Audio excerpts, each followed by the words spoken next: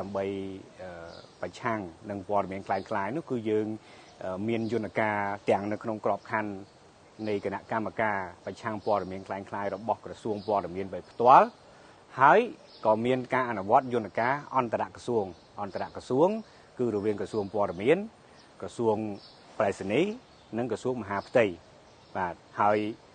យន្តការមួយទៀតនោះគឺជាយន្តការកម្រិតរាជរដ្ឋាភិបាលដែលក្រសួងព័ត៌មានរបស់យើង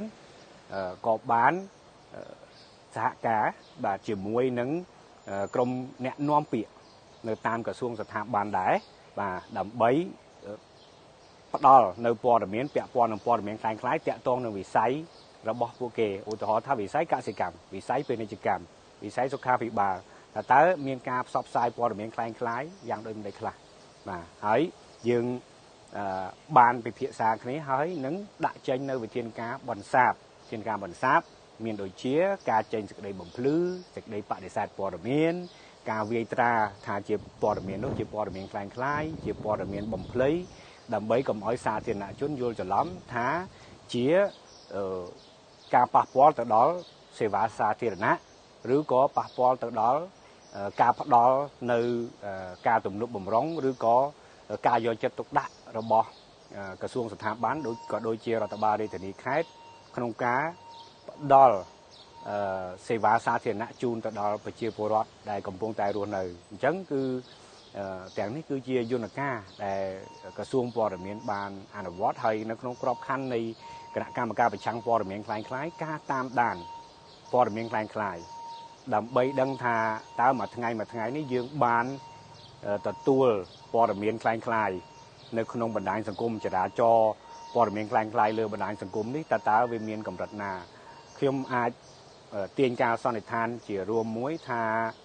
ចំនួនព័ត៌មានคล้ายៗប្រចាំថ្ងៃនេះយើងមានចន្លោះពី15ទៅ20បាទជាប្រចាំថ្ងៃហើយដូច្នេះហើយយើងត្រូវតែពិនិត្យមើលថាតើការផ្សាយព័ត៌មានដែលជាសិទ្ធិបញ្ចេញមតិទេហើយវាបានធានាដោយរដ្ឋធម្មនុញ្ញក៏ប៉ុន្តែការផ្សាយដែលវាទៅហួសដែនច្បាប់អាហ្នឹងវាคล้ายទៅជាការផ្សាយមួយដែលវាធ្វើឲ្យប៉ះពាល់បាទទៅដល់កិត្តិយសសេចក្តីថ្លៃថ្នូររបស់ថ្នាក់ដឹកនាំរបស់បុគ្គលសាធារណៈដែលមានចែងនៅក្នុងច្បាប់ទេតែសិតតែជានៅក្នុងក្របខ័ណ្ឌច្បាប់ដែលបានកំណត់បាទហើយនៅក្នុងឆ្នាំ2025យើងគណៈកម្មការប្រឆាំងព័ត៌មានคล้ายៗបានកត់ត្រាព័ត៌មានคล้ายៗជាង3000ករណីបាទសម្រាប់ឆ្នាំ2025នៅក្នុងឆមាសទី1ឆ្នាំ2026នេះគឺយើងបានសង្កេតឃើញមានព័ត៌មានคล้ายៗនោះចំនួន2000ប្រមាណជា2000ករណីហើយក្នុងហ្នឹងគឺចំនួនច្រើនគឺព័ត៌មានคล้ายៗពាក់ព័ន្ធនឹងបញ្ហាព្រំដែនការផ្សាយព័ត៌មានដែលប៉ះពាល់ទៅដល់ថ្នាក់ដឹកនាំហើយក្រៅពីនោះគឺព័ត៌មានคล้ายៗពាក់ព័ន្ធទៅនឹងវិស័យផ្សេងៗដូចជាវិស័យកសិកម្មសុខាភិបាលនានានេះហើយទាំងអស់នេះគឺនៅពេលដែលក្រសួងព័ត៌មានបានប្រមូលជារបាយការណ៍ហើយគឺយើងបានធ្វើការជាមួយនឹងស្ថាប័នពាក់ព័ន្ធក្នុងហ្នឹងគឺបើសិនជាព័ត៌មានវិស័យគឺយើងធ្វើការជាមួយនឹងវិស័យកសិកម្មអ្នកនាំពាក្យក្រសួងកសិកម្មអ្នកនាំបើសិនជារឿងសុខាភិបាលយើងធ្វើការជាមួយនឹងក្រសួងអ្នកនាំពាក្យក្រសួងសុខាភិបាលដើម្បីមានវិធានការបន្សាបបាទពាក់ព័ន្ធនឹង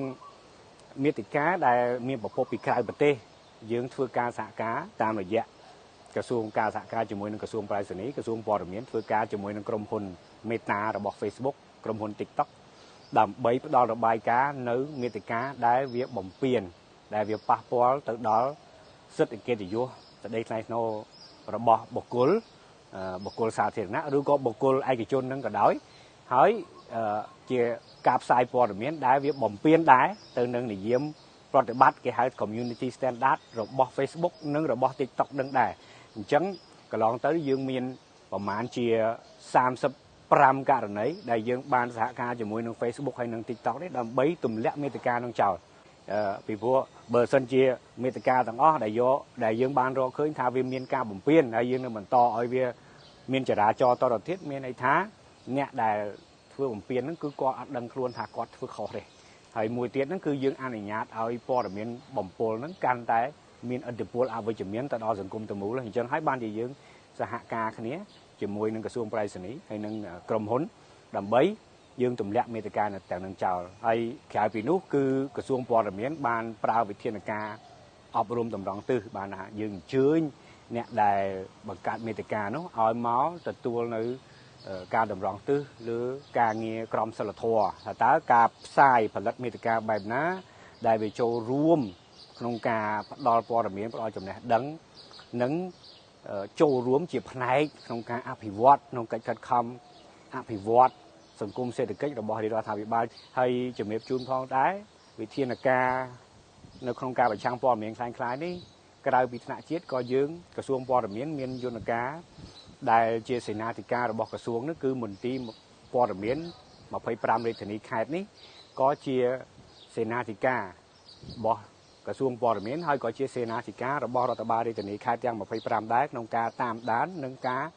សម្របសម្រួលជាមួយនឹងមន្ទីរជំនាញជុំវិញខេត្តដើម្បីបន្សាបទៅលើព័ត៌មានคล้ายៗពាក់ព័ន្ធនឹងវិស័យរបស់ពួកគេដែរបាទអញ្ចឹងទាំងអស់ហ្នឹងហើយគឺជាយន្តការដែលក្រសួងព័ត៌មានបានអនុវត្តក្នុងរយៈពេល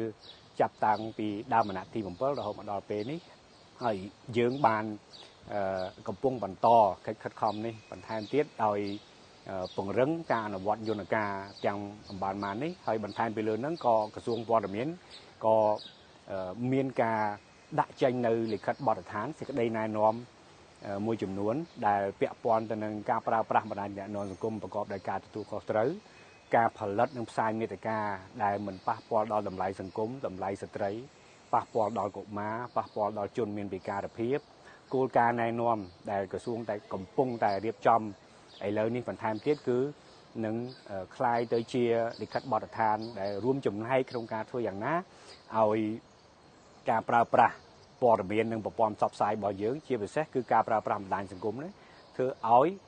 វាមានគុណតម្លៃជាងคล้ายទៅជាវិបត្តិព័ត៌មានសម្រាប់សង្គមរបស់យើងយើងនិយាយថាទេចំពោះព័ត៌មានคล้ายៗ